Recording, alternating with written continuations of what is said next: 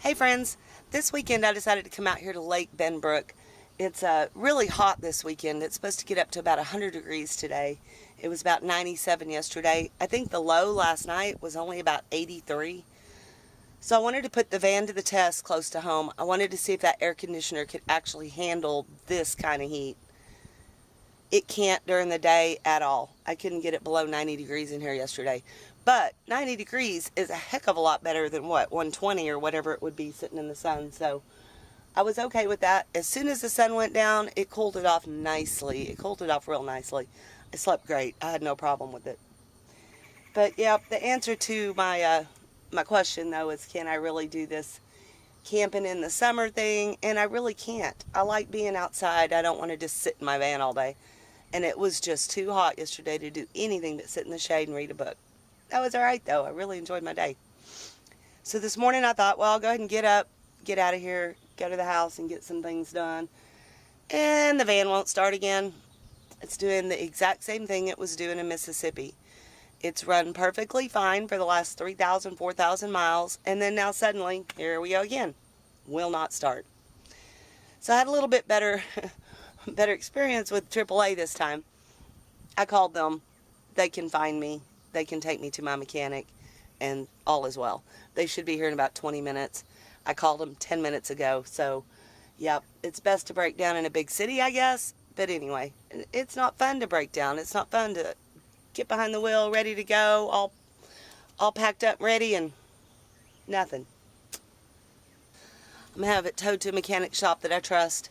That I've got that going for me too. At least I know these people. They've worked on all my vehicles for many years now. So I feel confident that they can get to the bottom of the problem, but yeah, it's just another problem, another expense.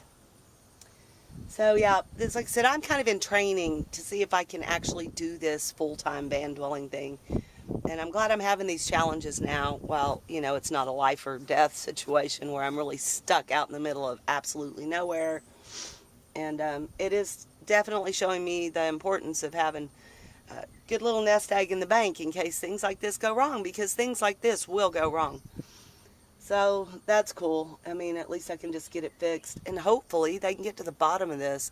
I don't want to keep having electrical issues. It's not good. I'm not a mechanic. I don't play one on TV, so hopefully the mechanics can figure it out. And luckily, yeah, again, luckily I'm just a van dweller in training.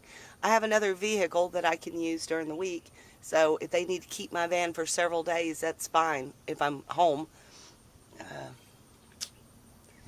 Definitely the benefits of practicing and not doing this, just jumping in feet first and hoping I can swim. Learning a lot here, guys. Learning a lot. I will let you know how this works out. Hopefully this will be pain-free today.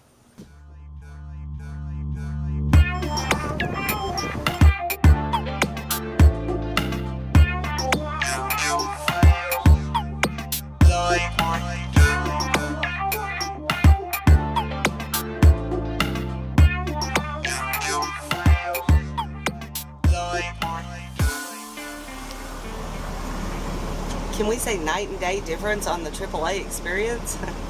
Yeah, this guy's awesome. He got that thing hooked up in no time. So he's doing a little potty break. And he's going to get me on down the road. He's actually even helping me kind of troubleshoot what the problem might be. He thinks it's something probably with the security system, and I agree. It's just not letting it start. So yeah, hopefully CJs can figure it out though. They're awesome mechanics. So yeah, my day's going well. I get to do some positive reviews today on AAA.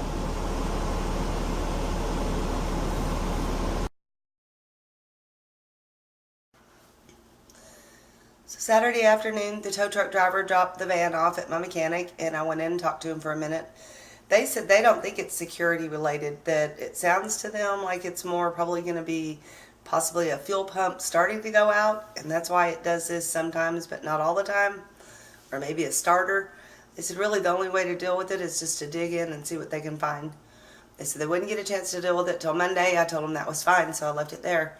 Well, Monday about noon he called me, and guess what he said? He said, yeah, went out, it started right up.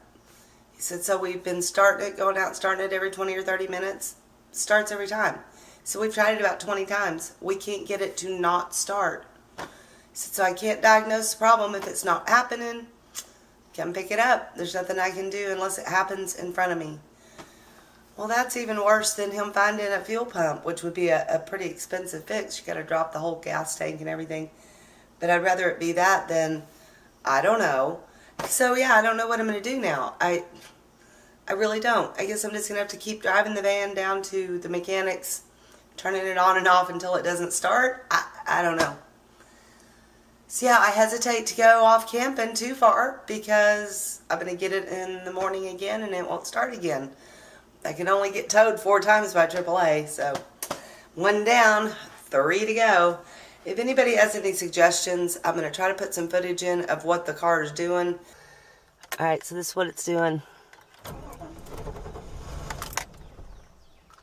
Wants to start, but it won't.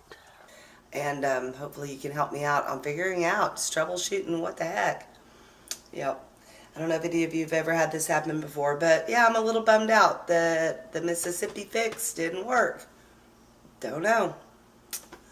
So thanks for watching, friends. Sure do appreciate any input you've got. Stay lost, my friends.